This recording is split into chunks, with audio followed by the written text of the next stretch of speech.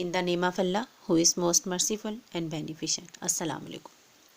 Today we will start class 10th, subject mathematics, science group. In this lecture, we will do unit number 9, theorem number 4, angle in a segment of a circle. Before starting theorem number 4, first of all, we will discuss some important concepts related to this theorem. You know that is the circle, that is the boundary or circumference of a circle. Now, you know that ray cuts this circle at E point, so that is known as a tangent. Now, that is the center point O. If you will draw a line which passes through the center of the circle like CD, CD is known as a diameter. Diameter always passes through the center of the circle. Now, next is AB. AB is also a line, but it cannot passes through the center, so that is the chord. AB is the chord and CD is the diameter. The difference between chord and diameter is that diameter passes through the center of the circle, but chord cannot be passes through the center of the circle. That is the difference between chord and diameter. First of all, subscribe my channel, like my video and share with your friends, especially the students of 9th and 10th class. And also click on bell icon so that you have to get my new videos updates. So first of all, यहाँ पे मैं आपको diagram बनाना सिखाऊंगी. Diagram आप free hand भी बना सकते हैं, ठीक है, लेकिन फ्री हैंड बनाने से समटाइम्स मिस्टेक भी हो सकती है. मैं आपको प्रॉपर मेजरमेंट्स के साथ बताऊंगी. सो first of all, you have to draw a circle and you have to draw two chords which are congruent, which are equals. आपने two chords draw करनी है जो कि equal होंगी measurement में. Now I am taking first chord equals to 4 centimeter from 0 to 4. Let's see, 0 to 4. So you have to draw a chord, that is the chord 4 centimeter. Mark the midpoint. Midpoint is 2 centimeter. Now, this chord you have to draw also 4 centimeter. आप इसको थोड़ा सा slant ले लें.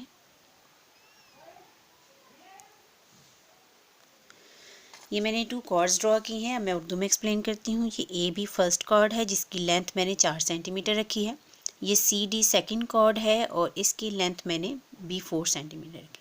4 centimetre के साथ मैंने इनके मिड पॉइंट्स भी 2 सेंटीमीटर पे मार्क कर लिए दोनों के, ठीक है.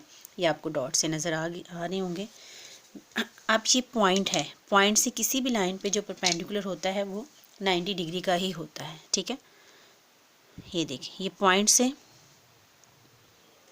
ये perpendicular. Now the mid point of second cord is this 2 centimetre. Now join with centre point. अब मैं आपको स्टेटमेंट समझाती हूँ.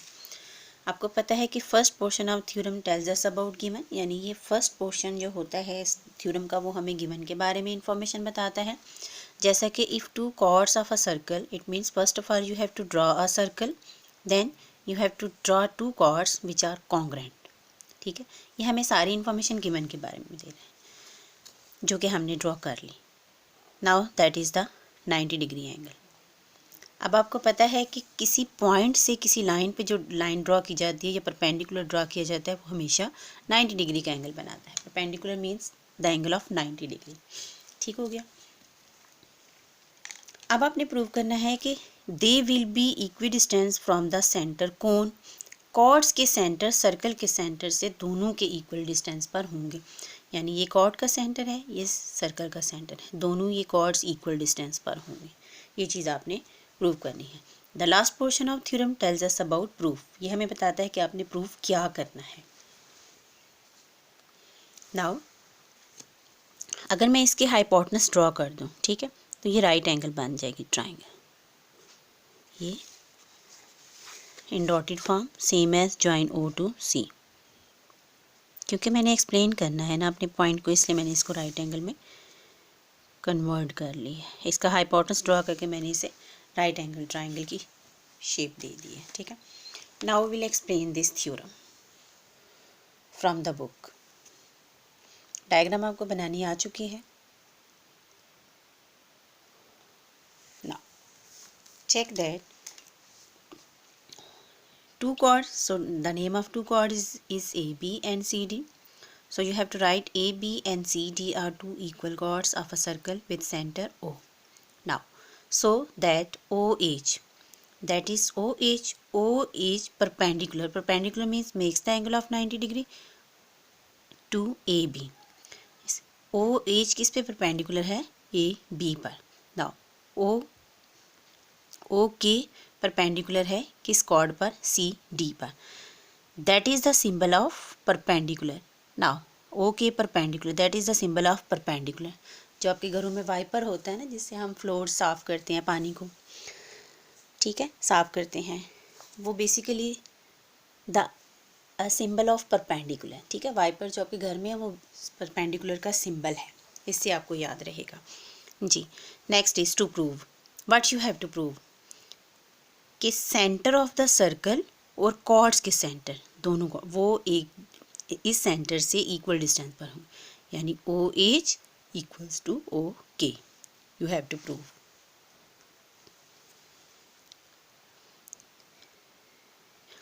Construction. Join O with A and O with C so that we have right angles. RT triangle S means to say right angles triangle. So how many right angles triangles? Two. OAH and OKC या OCK. Both triangles are right angle. Right angle means one angle must be equals to 90 degree. That is known as a right angle. Now, proof. Now, I will give you the concept of bisector. For example, AB is a line segment of 6 centimeter. So, its midpoint will be 3 centimeter. Total line segment ये 6 centimetre का है और इसका mid point होगा 3 centimetre. यहाँ से आप एक मिड पॉइंट से लाइन ड्रॉ करेंगे, इसको हम बोलते हैं परपेंडिकुलर बाइसेक्टर. अब ये जो परपेंडिकुलर बाइसेक्टर ड्रॉ किया, एक तो ये 90 डिग्री का एंगल कंस्ट्रक्ट करता है, दूसरा ये बाइसेक्टर. बाय मीन्स टू और सेक्टर मीन्स पार्ट्स, यानी इसने इस लाइन सेगमेंट को 2 इक्वल पार्ट्स में डिवाइड कर दिया. That is the meaning of bisector. यानी AB किसके इक्वल होगा? हाफ ऑफ, यानी आप AB टोटल जो है लेंथ है वो 6 सेंटीमीटर है, ठीक है, तो AM किसके इक्वल होगा? Half of AB. और MB भी किसके इक्वल होगा? हाफ ऑफ AB, क्योंकि AB टोटल 6 सेंटीमीटर है. अभी मैंने आपको समझाया. अब चेक करें. OH that is perpendicular OH bisects which chord AB. ठीक है, OH बाइसेक्ट करता है AB कॉर्ड को, तो फिर क्या रिजल्ट निकलता है? AH हाफ हो जाता है और नेक्स्ट हाफ HB होगा. बाइसेक्टर है ना ये, इसने AB कॉर्ड को 2 इक्वल पार्ट्स में डिवाइड कर दिया. ठीक है, AH. तो AH किसके हाफ होगा? किसके हाफ के इक्वल होगा? टोटल AB के हाफ. ये AH हाफ है किसका? AB का. So AH equals to half. Half को हम प्रेजेंट करते हैं 1/2. 1/2 इंटू AB. और इसकी रीज़न क्या, ऐसा क्यों हुआ कि AH AB के हाफ के इक्वल क्यों आया? क्योंकि OH परपेंडिकुलर टू AB और परपेंडिकुलर जो है वो 90 डिग्री का एंगल बनाता है और कॉर्ड्स को डिवाइड कर देता है 2 इक्वल पार्ट्स में. इसी तरह अब आप इसको एक्सप्लेन करें. OK सिमिलरली OK बाइसेक्ट किसको करता है? CD कॉर्ड को. OK बाइसेक्ट CD, यानी OK CD को 2 इक्वल पार्ट्स में डिवाइड कर देता. इसका मतलब क्या हुआ कि C के, इधर आपने AH लिया था, यहाँ पे आप C के हाफ होगा total length of chord CD के, क्योंकि C के इसका हाफ हो गया ना CD का. इसी तरह KD भी CD का हाफ हो गया, तो CK equals to half of CD. ये हमने लिखा. Same reason OK perpendicular to CD. By theorem number 3 का मतलब यही है कि OK perpendicular to CD.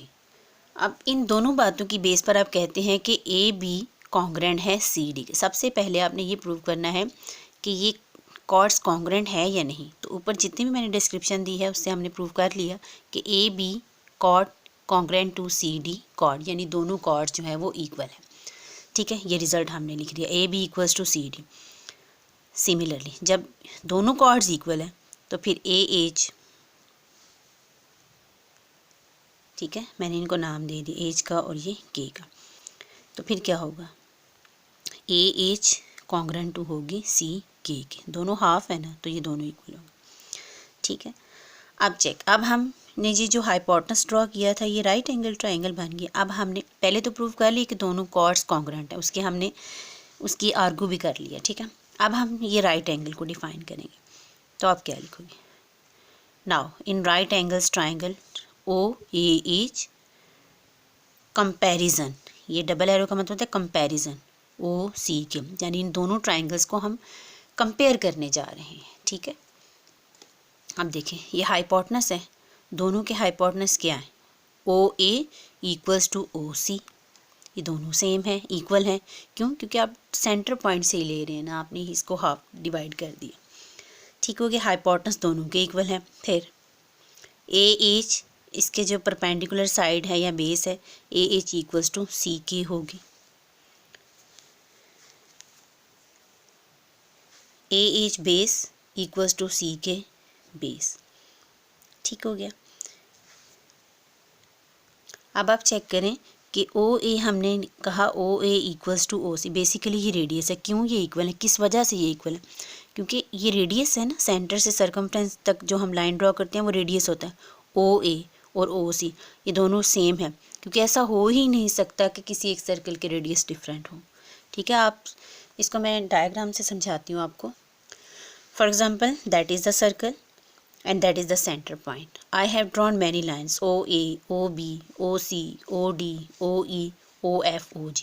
These are all radius, and check that radius having equal distance. OA equals to OB, OB equals to OC, OD equals to OD. ये सारे radius same हैं, ठीक है। इस वजह से रेडिया ऑफ अ सर्कल इसकी reason होगी जी, ठीक हो गया। Now explain A H equals to C K, ये भी हमने कर लिया, ये हम प्रूव कर चुके हैं ऑलरेडी, ठीक है। ऊपर हमने हाफ के इक्वल जब रखा था तो हमने ये प्रूव कर दिया, और इधर हम लिखेंगे कि ऑलरेडी प्रूव इन फोर्थ, यानी कि पीछे हम ये प्रूव कर चुके हैं। अब आप आ जाएं, जब हाइपोटेनस भी सेम है, ठीक है, इसकी साइड भी सेम है, एंगल भी 90 डिग्री का है, तो फिर हम क्या कह सकते हैं कि both triangles are congruent. Congruent, that is the symbol of congruent. Congruent means same shape and same size. So triangle OAH congruent to triangle OCK. यहाँ पे postulate यूज़ किया जाएगा H dot S. H dot S means hypotenuse and side postulate. जब भी right angle triangle की बात होगी तो इसमें जो postulate यूज़ किया जाएगा वो H dot S ही यूज़ किया जाएगा, ठीक हो गया। जब ये राइट एंगल ट्राइंगल के मेजरमेंट्स भी इन दोनों की कंपेयर करने से ये सेम है, फिर क्या होगा? O H equals to O K, कि दोनों कॉर्ड्स के सेंटर का डिस्टेंस सर्कल के सेंटर के इक्वल होगा इन दोनों का आपस में, यानी ओ के इक्वल्स टू ओ एच, और यही आपने प्रूव करना था। I hope you have understand this theorem number 4 of unit number 9.